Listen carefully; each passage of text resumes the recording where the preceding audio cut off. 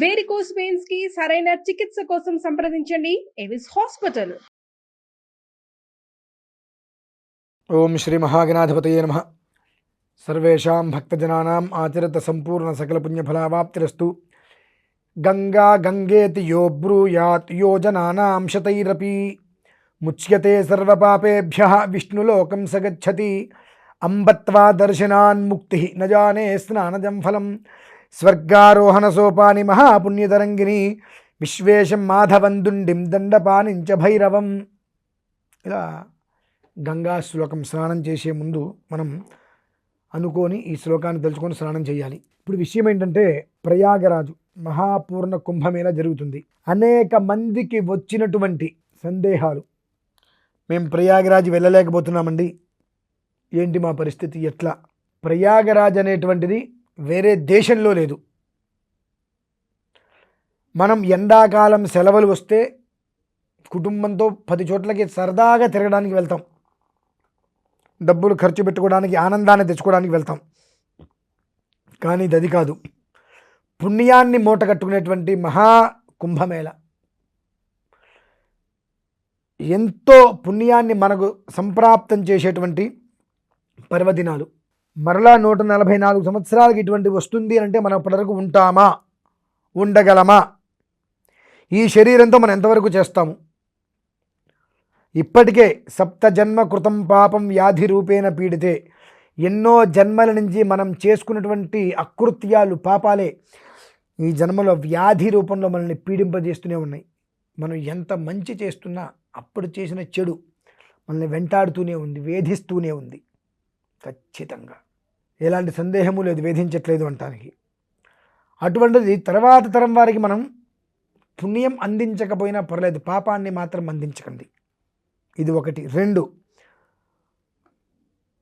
పిచ్చెక్కిన వెధవలందరూ కూడా స్నానం చేసేసి, అదేంటండి స్నానం చేసిన వాళ్ళకి పుణ్యం అంటారు, అప్పుడే పిచ్చి వెధవలు అంటున్నారు ఏంటండి అంటారు కదా.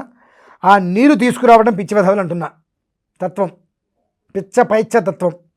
స్నానం చేసిన ఆ నీటిని తీసుకొచ్చి ఇక్కడికి వేస్తే, ఇక్కడ నెత్తి మీద పోసుకుంటే ఆ ఫలితం మనకు వస్తుంది అని మనం అనుకుంటాం. తప్పు. మీకు ఎస్బీఐ అకౌంట్లో డబ్బులు ఉన్నాయి అన్నప్పుడు మీ బ్రాంచ్కి వెళ్తే 10 లక్షలైనా మీకు ఇస్తారు. మీ బ్రాంచ్కి వెళ్ళకపోతే మీకు ఎవరికి అంత డబ్బు? 2, ఎస్బీఐలో మీ దగ్గర డబ్బు ఉన్నప్పుడు హెచ్డిఎఫ్సికి నేను వెళ్ళి డబ్బు తీసుకుంటే ఎవడివ్వడు కదా. అలానే ఎక్కడైతే పుణ్యం ఇప్పుడు పొర్లుతుందో, పొరలతం అంటే వృద్ధి చెందుతుంది విపరీతంగా, పొంగి పొంగి పొరలతం అంటారు. పొరలటం అంటే మామూలు పొరలటం, పొంగి పొరలటం పుణ్యం. అక్కడికి వెళ్ళి ఆ పుణ్యాన్ని మనం తెచ్చుకోవాలి.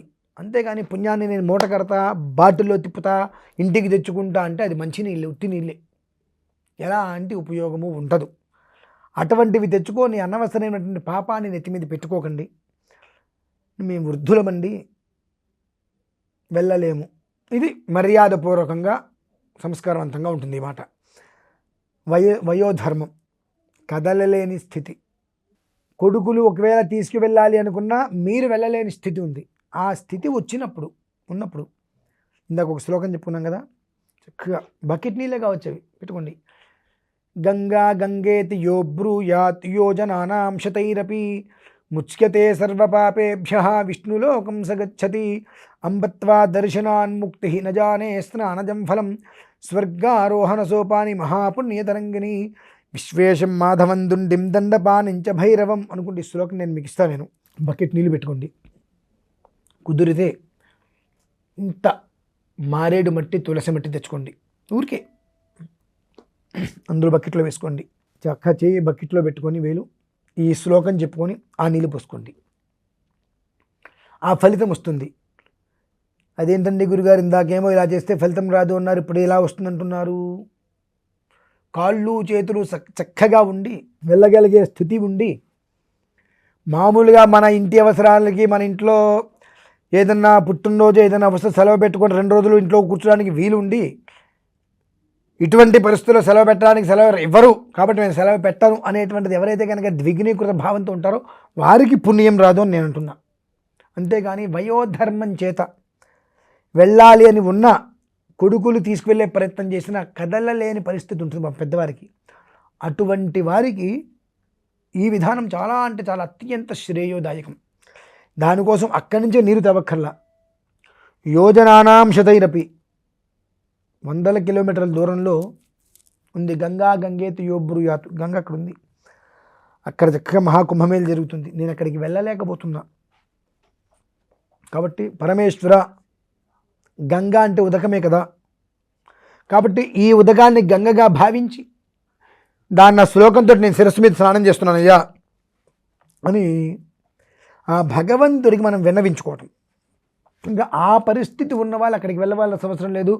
బకెట్ నీళ్ళతో ఈ శ్లోకం చెప్పుకొని స్నానం చేసినా ఆ పూర్ణ కుంభమేళ అనేటువంటి చోటకి వెళ్ళి స్నానం చేసినటువంటి ఫలితం పూర్తిగా లభ్యమవుతుంది.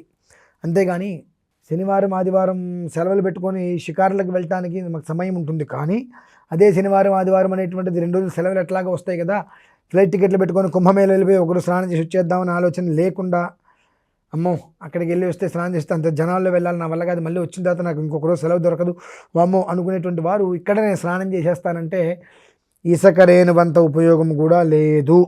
కాబట్టి అటువంటిది ఏదైనా ఆలోచన నాకు పుణ్యం వచ్చేస్తుంది అనుకుంటే లేనిపోయింది, అటువంటి పని చేశారు పాపం వస్తుంది, పుణ్యం రాదు నాన్న. ఆ పని చేయకపోతే వచ్చే నష్టమేం లేదు, మీ మామూలుగా మీరు మీ విధానంలో మీరు చేసుకోవచ్చు. కానీ అది చేయకపోతే ఇది చేస్తే వస్తుంది అనుకుంటాను చూసారా, అటువంటి ఆలోచన మాత్రం చేయకండి. చేయకపోతే అసలు ఆలోచన లేకపోతే లేదు అని ఒక్కటే ఉంటుంది. అక్కడికి నాకు సెలవు దొరకట్లేదు కాబట్టి, నేను వెళ్ళట్లేదు కాబట్టి ఇక్కడ మంత్రం చెప్పుకొని ఇక్కడ శ్లోకం చెప్పుకొని నీళ్ళు వస్తుందంటే పాపమే వస్తుంది. వలన శనివారం ఆదివారం మనకు సెలవు లేక సాఫ్ట్వేర్ అందరికీ కూడా ఈ శనివారం ఆదివారం సెలవు అయినప్పుడు శనివారం ఉదయం ఫ్లైట్ బుక్ చేసుకుంటే ఆదివారం సాయంత్రానికి మళ్ళీ ఇంటికి వచ్చేస్తే ఆదివారం రాత్రంతా మనకు సెలవేగా సోమవారం మళ్ళీ ఉద్యోగానికి వెళ్ళచ్చు కదా. ఈ ఆలోచన మనం చెయ్యం. శనివారం ఆదివారం ఎంచక్కా పబ్బులకి తిరుగుదాము, హోటల్కి తిరుగుదాము, ఇవే మన ఆలోచనలు ఉంటాయి. కాబట్టి ఈ ఆలోచనలు ఉన్నప్పుడు అక్కడికి వెళ్ళలేనటువంటి స్థితి మనకు ఏర్పడుతుంది. కాబట్టి ఇక్కడ స్నానం చేస్తే వచ్చేది పుణ్యం కాదు. కాబట్టి అటువంటి ప్రయత్నాలు మీరు చేసి ఫలితం లేదు. కాబట్టి అటువంటి ప్రయత్నాలని వదిలేసేయండి. కుదిరితే సమయం తక్కువనే ఉంది కనుక ఉన్న సమయాన్ని ద్విగుణీకృతంగా సద్వినియోగం చేసుకొని మరలా ఈ శరీరంతో ఇటువంటి కుంభమేళ అనేటువంటిది మనం చూడలేం. కాబట్టి ఈసారి వచ్చినందుకు చరితార్థులు కావాలని చెప్పి నేను కోరుకుంటున్నా. ఎందువల్లనంటే గుర్రాన్ని చెరువు వరకు తీసుకెళ్ళచ్చు, నీళ్ళు తాగించలేకపోవచ్చు, ఎండుగడ్డి తినిపించలేకపోవచ్చు. ఎండుగడ్డి తింటే కనీసం ఆ కొంచెమైన ఓపిక ఉంటుంది, నీళ్లు తాగితే కాస్త శక్తి వస్తుంది.